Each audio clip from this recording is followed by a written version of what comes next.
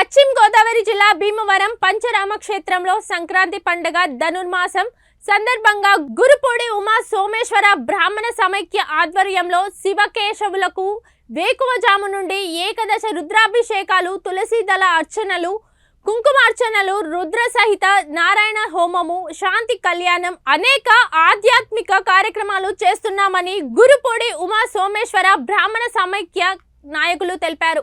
ధనుర్మాసం సోమేశ్వర జనార్దన స్వామి ప్రీతికరమైన రోజుగా స్వామివారిని ఆరాధించి స్వామి కృపకు పాత్రులు కావాలని కోరారు.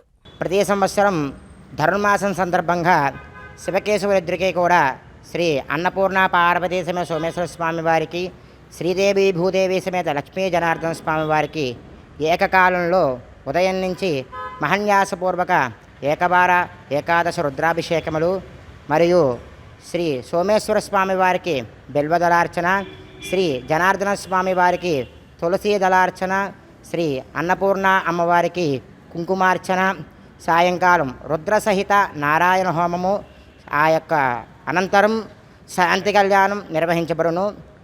ఈ యొక్క కార్యక్రమాన్ని శ్రీ ఉమాసోమేశ్వర గురుపూడి భీమవరం బ్రాహ్మణ సమాఖ్య ఆధ్వర్యంలో ఈ కార్యక్రమాలను జరుగును.